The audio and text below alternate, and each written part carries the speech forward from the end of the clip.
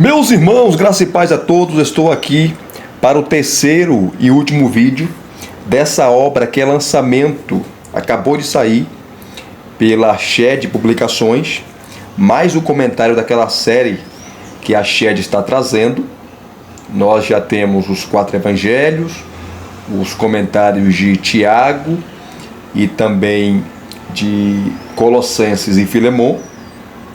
Tiago e Colossenses e Filemon foram comentados pelo Douglas Moo. Os comentários dos evangelhos, o de Lucas e o de Marcos é o James Edwards, espetacular, fantástico. E o de João e de Mateus é o D.A. Carson, que comenta. E vamos esperar aí mais comentários dessa série e tomara que a Shed não demore muito de publicá-los, né? Ela parou de publicar por um tempo e agora trouxe esse que, segundo o D.A. Carson, é o top 3 da série de comentários dele. Ou melhor, da série de comentários do Novo Testamento, sobre a carta de Paulo aos Romanos. Para D.A. Carson, esse comentário do Thomas Schreiner está entre os seus favoritos. O top 3 é dos comentários aí, dos melhores comentários contemporâneos da carta aos Romanos. E D.A. Carson é muito respeitado, né? E de fato, o comentário é maravilhoso, é exegético, mas aqui tem uma coisa que você, quando comprar esse comentário, vai ver. É a leitura gostosa, uma leitura fluida. Porque normalmente comentários exegéticos é mais técnico, é mais prolixo. Tem gente que tem dificuldade de entender, né, devido ao uso exagerado e exacerbado do texto grego. E isso aqui o Schreiner consegue dosar.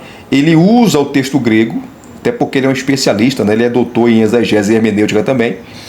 Tá? Ele é professor de interpretação do Novo Testamento, dá aula há muitos anos, ele tem 70 anos, né? E eu já falei da posição dele teológica. Ele é calvinista, ele é aliancista, ele também é cessacionista, mas é um grande erudito.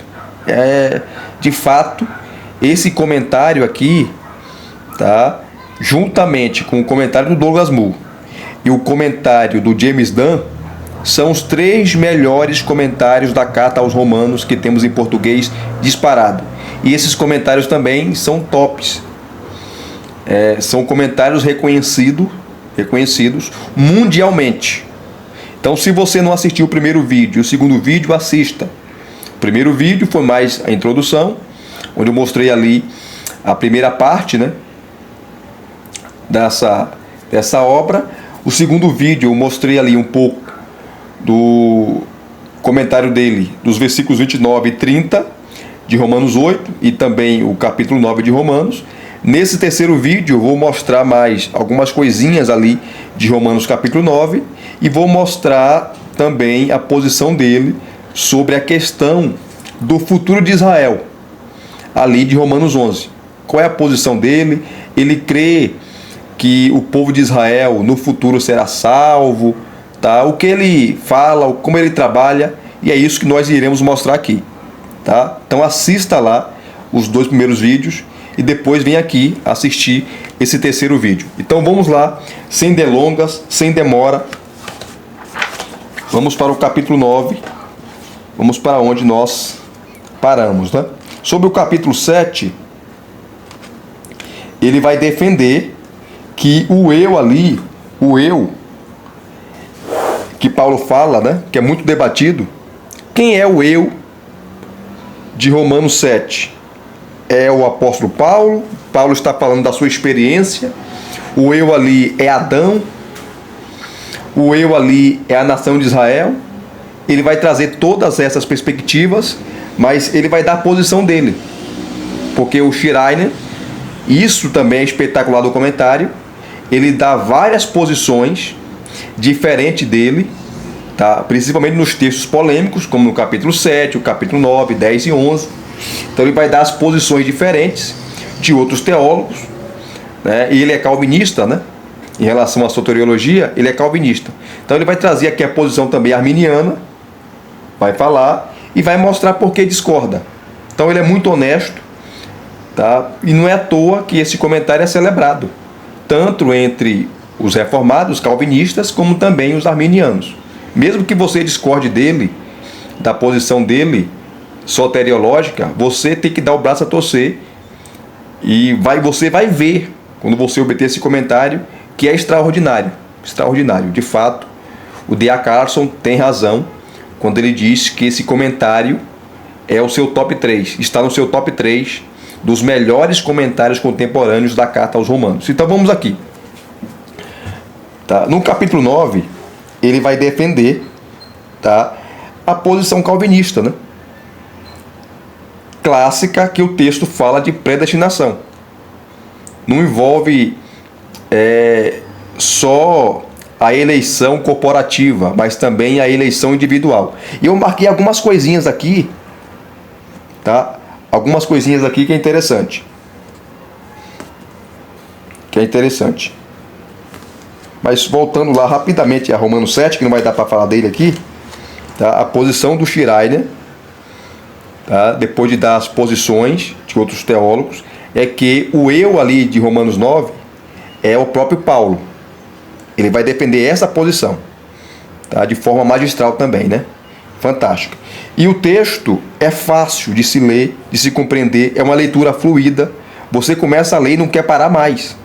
Diferente de outros comentários, que você começa a ler, dá desânimo, porque é uma leitura embaçada, uma leitura muito difícil, complicada. Você está lendo ali, de repente você se perde, tem que voltar de novo ao início. Isso não vai acontecer com esse comentário. Você começa a ler, você compreende, você entende, tá? Que ele trabalha com outras posições e no final ele dá a posição dele. Então aqui, ó, Romanos 9, 12, falando de Esaú e Jacó, ele fala assim, ó, Romanos 9, 12 reitera o pensamento, a promessa para Jacó e a exclusão de Esaú não foram baseadas em obras. Que Paulo fala aqui, ó, não por obras, né? Também não é convincente dizer que o texto não é sobre predestinação, tá? Que ele fala que o texto fala claramente sobre predestinação. Isso aqui ele tem razão. Paulo diz especificamente que as obras humanas são excluídas, a fim de que o propósito de Deus, conforme a eleição, permanecesse. Versículo 11. E contrasta o chamado com obras. Versículo 12. Mostrando que a eleição de Deus é o fundamento para a inclusão de Jacó. O elo entre as obras e a eleição foge a uma conexão estreita entre os temas da justificação e da predestinação, implicando que são inseparáveis. Conforme comenta Udo Schnell. Diz Schnell: todas as declarações em Paulo sobre a predestinação divina, portanto, têm de ser consideradas como resultado da sua doutrina da justificação pela fé, tá? Onde as obras não entram, tá? Ninguém é justificado pelas obras, tá? Mas pela fé unicamente em Cristo Jesus. Então Paulo vem tratando disso o tempo todo. E aqui em Romanos 9 ele não ia mudar, né? Aqui ele continua a falar desse contraste entre as obras que são totalmente excluídas em relação à escolha divina, ao chamado. E ele vai mostrar que o chamado aqui, tá, sempre envolveu a salvação. O chamado não envolve só a escolha de Jacó para ser herdeiro das promessas que Deus fez a Abraão, porque as promessas foram feitas a Abraão, depois a Isaac, e de Isaac Jacó, de Jacó a nação de Israel, de onde veio o Messias, a linhagem messiânica. E o chamado envolve também não só coletivo, mas também individual. e envolve a salvação. Ele defende isso aqui de forma magistral, o Schreiner. Aí ele vai comentando, tá? Aí vem os versos 9, os versos 12, parte B, e verso 13 do capítulo 9, onde ele vai trabalhando também essa mesma questão, né, sobre aquela expressão famosa, né? Eu amei a Jacó e odiei Esaú, que Paulo tira lá de Malaquias capítulo 1, verso 4 e 5, né? Verso 4 ali, verso 3 e 4. E ele vai explicar o contexto aqui e por que Paulo aplica e cita aqui, mostrando a eleição de Deus, a escolha de Deus, em escolher um e não escolher outro. Escolheu Jacó e não escolheu Esaú, independente de suas obras. Deus não viu as obras de Jacó, nem as obras más de Esaú. Tá? Fantástico. Aqui ele vai falar da posição arminiana. Ele não cita o arminianismo, né? Mas quem conhece a linha arminiana, ele vai falar aqui e ele vai explicar por que não concorda com ela. Voltando a falar aqui, ele não cita o arminianismo, mas como eu conheço o arminianismo, né, você vai ver que é a posição arminiana. Ele vai dizer aqui, muitos estudiosos, mais uma vez, insistem que esta passagem não se relaciona com a salvação individual, mas apenas o destino temporal das nações, visto que Esaú e Jacó representam dois povos. Isso aqui é verdade. Mas não é só, o texto não fica só aqui. Tá? Esaú representa os edomitas, que não foram escolhidos, não foram a nação escolhida, e Jacó representa a nação de Israel, as 12 tribos, a nação eleita. De fato, Esaú e Jacó representam tanto o coletivo, que são as nações que vieram a existir, o Jacó, a nação de Israel, e Esaú, os edomitas, mas também fala deles como indivíduos, tá? Como personagens históricos. Continuando aqui, mas essa percepção, diz Schreiner, mais uma vez ignora que a questão no contexto de Romanos 9 relaciona-se com a salvação dos judeus e uma discussão do destino histórico. A parte da salvação é irrelevante para a questão que traz à tona essa discussão. É possível responder que Paulo ilustra a sua tese ao recorrer ao destino histórico das nações. Isso com certeza é possível. Porém, dificilmente responde à questão em pauta aqui, pois Paulo a seguir usa a história deles como um tipo, a história de Esaú e Jacó, como um tipo, um modelo ou padrão que se relaciona com a salvação. Tá? O autor de Hebreus, no capítulo 12, versos 15 a 17, por exemplo, usa Esaú para esse propósito, ao instituí-lo como modelo de uma pessoa que se desviou de sua bênção e nunca foi capaz de recuperá-la. A bênção ali, no contexto de Hebreus, é a primogenitura. Né? No contexto de Hebreus, fica evidente que o autor usa esse exemplo em termos de salvação escatológica, pois entre aqueles que são como Esaú, ninguém verá o Senhor, e enfrentarão um julgamento aterrador. Ele usa aqui o contexto, né? Tá? E aqui ele vai, fica evidente a partir dos termos usados por Paulo que ele não se restringe às questões do destino histórico, mas envolve o destino salvífico. Em Romanos 9:12, ele opõe as obras, tá, ao chamado. As obras é a palavra grega erga, e o chamado é a palavra grega kalontos, chamado de Deus. Em outras passagens, em Paulo, o chamado, essa palavra grega aqui, kalontos, se refere ao chamado para a salvação. Aí ele vai citar várias passagens que você pode aí ver, depois você pode pausar aí o vídeo e pegar essas passagens e lê-las e estudá-las. E se você conhecer o grego, melhor ainda. Você pode pegar o texto grego aí e estudá-las e vai ver em todas essas passagens o chamado, essa palavra, se refere à salvação. E ele vai argumentar de forma magistral também que o chamado aqui tá? Em Romanos 9:12, também envolve a salvação. Tem um teor soteriológico. Vamos continuar. E ele vai falar aqui, ó, argumento que a questão no contexto de Romanos é a salvação mesmo. É a salvação mesmo que os textos do Antigo Testamento sobre Esaú e seus descendentes digam respeito apenas ao destino histórico deles.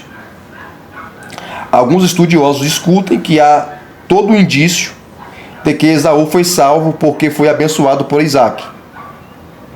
Tá em Gênesis 27, do 39 a 40. Foi reconciliado com Jacó, capítulo 33 de Gênesis. Sua genealogia está incluída em Gênesis 36, em 1 Crônicas, capítulo 1.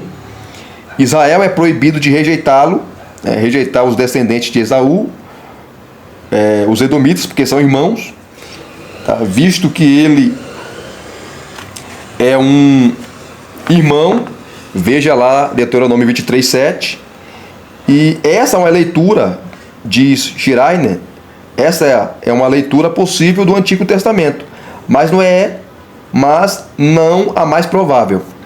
Essa evidência não é tão impressionante quanto parece à primeira vista. A bênção recebida de Isaac é sombria e não dá nenhum indício de participação espiritual nas promessas. A reconciliação com Jacó e as genealogias não são decisivas. Em Deuteronômio 23:7, Israel é exortado também a não odiar os egípcios, mas isso não é uma indicação da condição espiritual deles. Esaú é apresentado como uma pessoa perversa porque despreza seu direito de nascimento e vende-o para Jacó. E a bênção de Abraão, por meio da soberania de Deus, foi transmitida para Jacó em vez de para Esaú. Já vimos que Malaquias capítulo 1, versos 2 a 5, confirma a ideia de que os edomitas estavam fora do povo de Deus. E esse texto não parece se relacionar apenas ao desprazer temporal, uma vez que diz que a ira de Deus está sobre eles para sempre. Isso aqui é fato, né? Está no texto lá. Na verdade, Edom, até mesmo no Antigo Testamento, funciona praticamente como um tipo de uma nação que experimentará a ira de Deus. Aqui ele dá os textos, ó. Principalmente citando o livro de Obadias, né, que é um livro que ali há o juízo de Deus contra Edom. Aí ele vai trabalhar essa questão, aqui ele termina, né? Ele conclui de forma magistral. E sempre você vai ter as notas adicionais, que ele trabalha aqui as palavras gregas, tá? Os manuscritos, enfim. Vamos para Romanos 11. Eu não vou continuar com Romanos 9 aqui não, porque senão vou ficar só aqui, tá? Vamos para Romanos 11.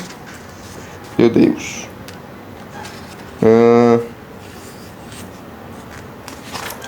Romanos 11. Aqui, ó. A promessa de salvação para Israel. Capítulo 11, versículos 23 a 27. Lembrando que em Romanos 11, Paulo fala do futuro da nação de Israel.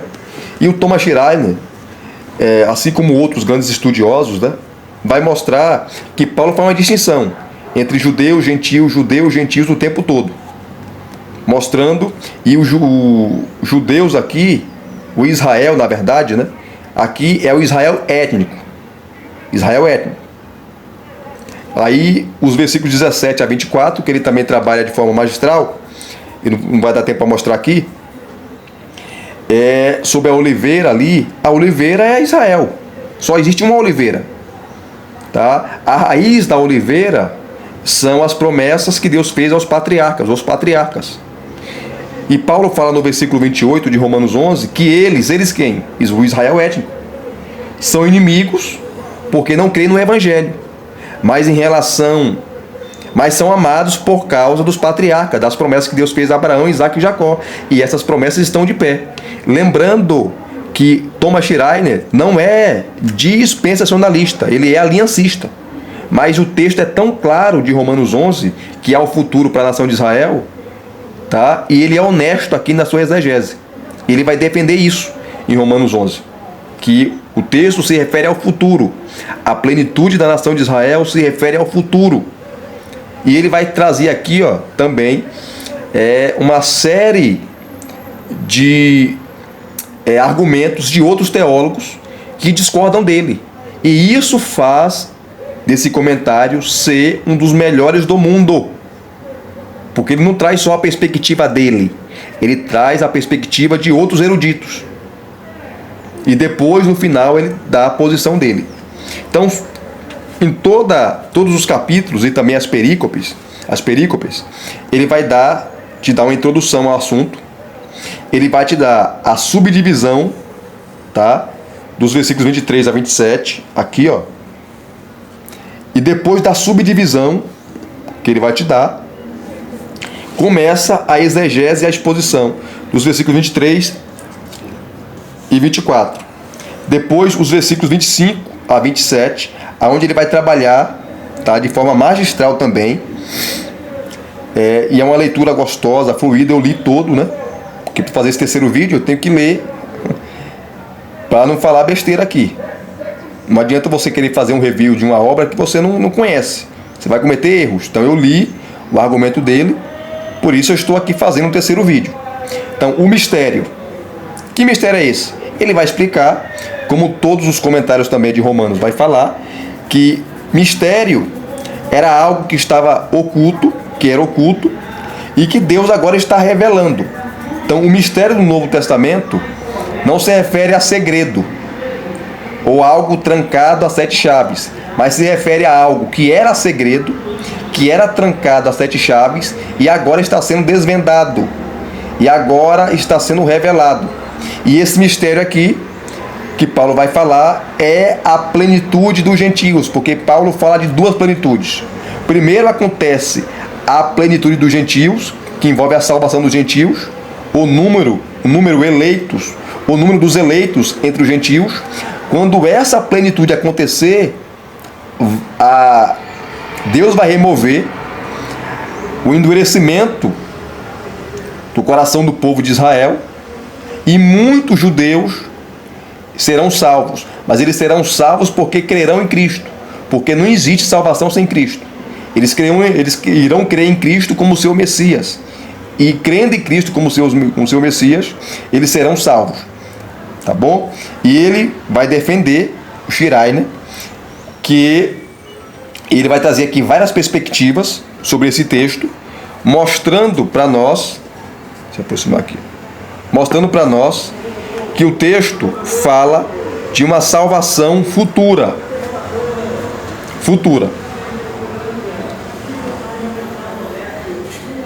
Então tá aqui o mistério. Ele vai explicar, tá? E ele vai trabalhando toda essa questão, porque não dá para ler, gente, porque é do tempo, tá? É muita coisa. Aí ele vai trazer várias perspectivas. A primeira que ele vai trazer aqui, ó, é essa aqui, ó. Salvação a parte da fé em Cristo. Os judeus vão ser salvos por outro meio. Ele vai falar que não, tá? Em toda a carta aos Romanos, o centro é Cristo. É uma carta cristológica. A salvação é pela fé em Cristo. E os judeus serão salvos porque crerão em Cristo. Ponto.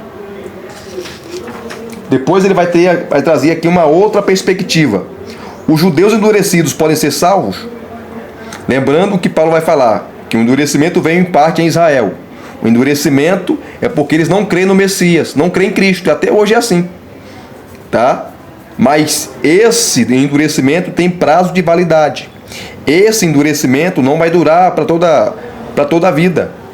Esse endurecimento vai ser removido, tá? E quando for removido, milhões de judeus serão salvos. Aí ele vai explicar a expressão todo Israel será salvo.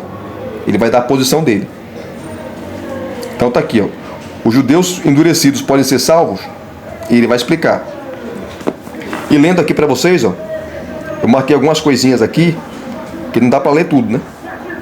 Conforme vimos, Romanos 11, do 25 ao 28, promete uma salvação futura para Israel étnica. Tá? Ele usa Israel aqui no feminino, né? A Israel étnica, depois da plenitude do gentio ser salva. Paulo não diz que a geração por vir que será salva foi antes endurecida por Deus. Paulo não oferece, portanto, o prospecto de que todo Israel ao longo da história será salvo.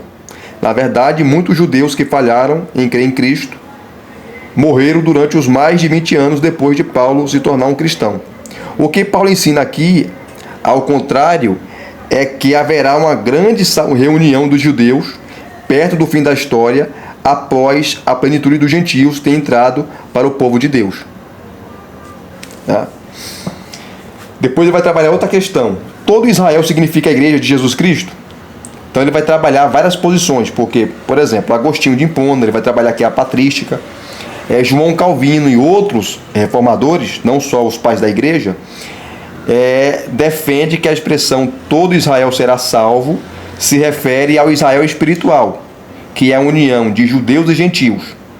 Ele vai dizer que essa interpretação é equivocada, porque em todo o contexto de Romanos capítulo 11, Paulo faz uma distinção entre Israel e gentios o tempo todo. E aqui não pode ser diferente. Todo Israel será salvo não se refere ao Israel espiritual, a união de judeus e gentios, mas sim do Israel étnico. Então ele vai falar dessa posição que até hoje é defendida, por muitos eruditos, inclusive aliancistas. E mesmo ele sendo aliancista, o Thomas Schreiner, ele não concorda com essa posição. Todo Israel será salvo é o Israel étnico, não o Israel espiritual.